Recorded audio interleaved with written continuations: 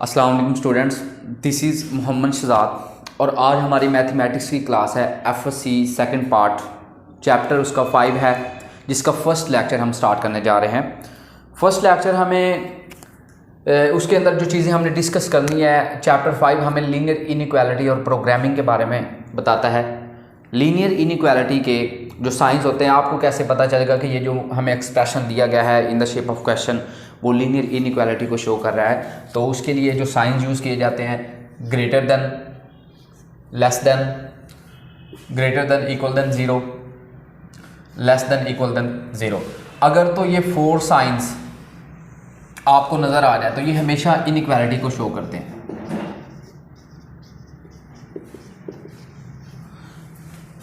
But chapter 5 में जो question आएगा वो लीनियर इनइक्वालिटी के एक्सप्रेशन में आएगा।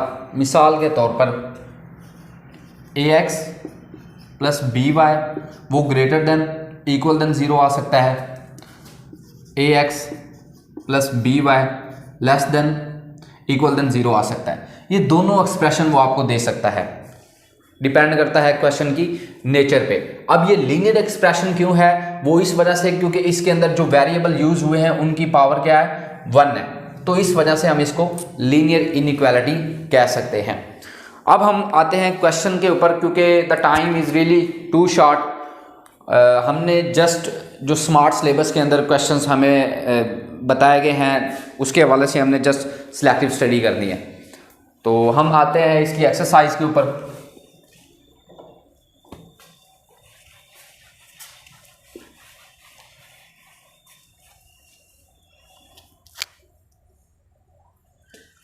Exercise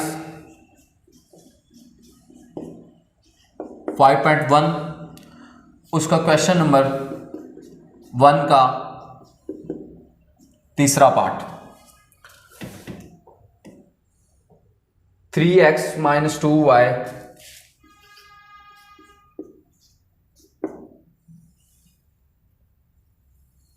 greater than equal than 6। अब ये क्वेश्चन जो है वो हमें उसने लीनियर इनइक्वालिटी के एक्सप्रेशन में दिया है। ये वो वाहिद चैप्टर है जिसमें सेम स्टेप्स अप्लाई होने हैं। हर क्वेश्चन पे जो जो स्टेप्स हमने इस क्वेश्चन पे अप्लाई करने हैं वही स्टेप्स आपने हर एक्सरसाइज के हर क्वेश्चन के ऊपर अप्लाई करने हैं। तो सबसे पहला जो स्टेप होगा, आपके पास जब लीनियर इनइक्वालिटी की फॉर्म में क्वेश्चन आना है, सबसे पहले आपने उसको लीनियर इक्वालिटी में चेंज करना है। तो इसको हम लीनियर इक्वालिटी में जब चेंज करेंगे तो -2y = 6 आ जाएगा। इसको हम एसोसिएटेड फॉर्म भी कहते हैं। तो जब आपने उसको लीनियर इनइक्वालिटी को लीनियर इक्वालिटी में चेंज कर लेना है, उसके बाद आपने जो नेक्स्ट स्टेप करना है, आपने x इंटरसेप्ट निकालना है।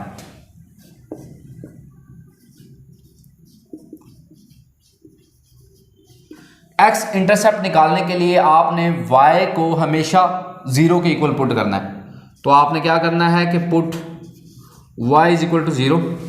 अगर मैं इसको यहाँ पे इसकी वैल्यू पुट कर दूं तो 3x - 2y तो 0 हो गया = 6।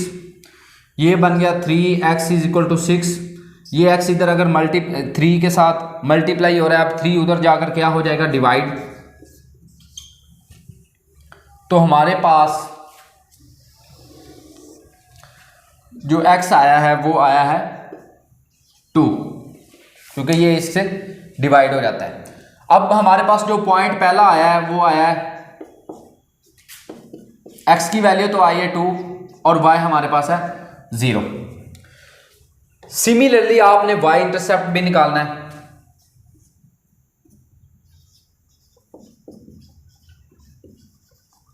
y इंटरसेप्ट निकालने के लिए आपको x की वैल्यू को 0 के इक्वल पुट करना होता है। तो पुट x = 0। जब मैं x 0 पुट करूंगा इसके अंदर, ये जो हमें लीनियर इक्वेशन हमने बनाई है -2y = 6, -2y = 6 और y = 6 ओवर -2 और ये y = -3। ये हमारे पास आ गया y = -3 और ये हमारे पास x = 2 था। तो हमने इसे एक पॉइंट ड्रॉ कर लिया। अब ये y हमारे पास आया है -3, तो हम मज़ीद एक पॉइंट और निकाल सकते हैं, ये x और ये y। पहली वैल्यू x है तो इसका मतलब ये कि यहाँ पे फिर x तो 0 होगा और y हम क्या निकालेंगे, -3। x इंटरसेप्ट जब आपने निकाल लेना है, y इंटरसेप्ट निकाल लेना है, तो आप ग्राफ ड्रॉ कर सकते हो इजीली, क्योंकि उसने आपको कहा है कि मुझे ग्राफ ड्रॉ करके दें। तो ग्राफ ड्रॉ करने के लिए दो चीज़ें आपको फाइंड करनी पड़ती हैं। एक चीज़ आपको x इंटरसेप्ट निकालना पड़ता है और दूसरी चीज़ आपको y इंटरसेप्ट निकालना पड़ता है। अब x इंटरसेप्ट भी आपको बता दिया कि कैसे निकालते हैं, कि आपने y को 0 के इक्वल पुट करना है। y इंटरसेप्ट निकालने के लिए आपने x को 0 के इक्वल पुट करना है और उस इक्वेशन में आपने वैल्यू पुट करनी है जो एसोसिएटेड फॉर्म में होगी। इसको एसोसिएटेड फॉर्म भी कहते हैं। अब आपने क्या करना है कि ग्राफ बनाना है। अब इसका ग्राफ कैसे आएगा, आपने एक फ्रेम ऑफ रेफरेंस बना लेना। हर क्वेश्चन में सेम कॉन्सेप्ट अप्लाई होने हैं, सेम स्टेप्स हमने अप्लाई करने हैं। तो जब आपने फ्रेम ऑफ रेफरेंस बनाना है तो जो y की वैल्यू होती है वो नॉर्थ में हमेशा पॉजिटिव होती है और साउथ में हमेशा नेगेटिव होती है। ईस्ट में x की वैल्यू हमेशा पॉजिटिव होती है और वेस्ट में हमेशा नेगेटिव होती है। अब आप क्या करो कि पॉइंट्स को ड्रॉ करो। ये हमारा है ओरिजिन। इधर देखें, जो पहला पॉइंट हमने निकाला उसमें देखेंगे x क्या है 2 और है भी पॉजिटिव। इट मींस कि हम ईस्ट की तरफ जाएंगे। उतने पॉइंट्स आप ड्रॉ कर लो, 2 और 0। फिर y देखें, दूसरे पॉइंट में y है -3, तो इट मींस कि हम साउथ में आएंगे।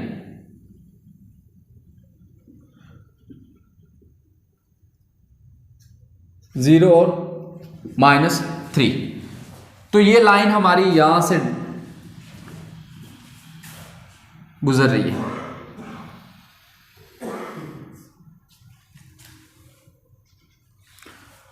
अब ये ग्राफ तो हमने ड्रॉ कर लिया, ये है इसका ग्राफ। अब वो हमसे ये पूछता है कि मुझे एरिया शेड करके दे। हमको कैसे पता चलेगा कि ये जो ग्राफ हमने ड्रॉ किया है कि इसमें से कौन सा एरिया हमने शेड करना है, शेडेड रीजन कौन सा होगा। तो शेडेड रीजन निकालने के लिए, इसको फाइंड आउट करने के लिए हमें टेस्टिंग पॉइंट निकालना पड़ता है।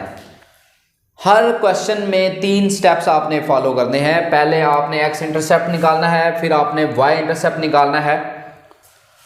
जब आप x इंटरसेप्ट और y इंटरसेप्ट निकाल लोगे, यहाँ पे क्वेश्चन ये रेज होता है, तो फिर हमें टेस्टिंग पॉइंट निकालने की ज़रूरत क्यों पेश आई, इसके पीछे क्या मंतक हो सकती है, जबकि हम x इंटरसेप्ट और y इंटरसेप्ट निकाल कर ग्राफ तो आराम से ड्रॉ कर सकते हैं। टेस्टिंग पॉइंट हम इस वजह से निकालते हैं ताकि हमें पता चल जाए कि हमने कौन सा एरिया शेड करना है। तो हम सबसे पहले इसका टेस्टिंग पॉइंट निकालेंगे। तो टेस्टिंग पॉइंट निकालने के लिए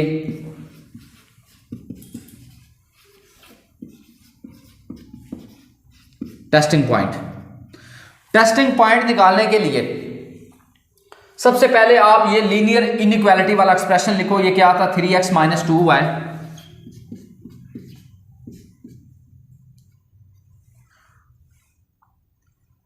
ग्रेटर देन इक्वल देन 6। आपने क्या करना है कि x को भी 0 के इक्वल पुट कर देना है और y को भी 0 के इक्वल पुट कर देना है। जब हम दोनों वैल्यूज को इसके अंदर पुट करेंगे, ये भी 0 -2 0 ग्रेटर देन 0 6, ये तो सारा 0 हो जाएगा। अब ये वाला जो एक्सप्रेशन हमारे पास आया, ये हमें कह रहा है कि 0 is greater than equal than 6। 0 6 से बड़ा नहीं होता, 0 6 से छोटा होता है। इट मीन्स कि हमारा जो टेस्टिंग पॉइंट है वो फॉल्स है। तो याद रखिएगा कि अगर आपका टेस्टिंग पॉइंट आता है ट्रू, तो आपने क्या करना है कि ये जो लाइन है ना, इसके ऊपर आपने इस तरह बॉल पॉइंट रख लेनी है जब भी आपने क्वेश्चन को अटेम्प्ट करना है। ये हमारी है ओरिजिन। तो अगर आपका टेस्टिंग पॉइंट आता है ट्रू तो फिर आपने ओरिजिन की तरफ हमेशा शेड करना है। जबकि हमारा टेस्टिंग पॉइंट आया है फॉल्स, तो अब हमारा कौन सा एरिया शेड होना है, ये वाला। हमने अब ओरिजिन की तरफ शेड नहीं करना, तो ये वाला एरिया हमारा शेड होगा।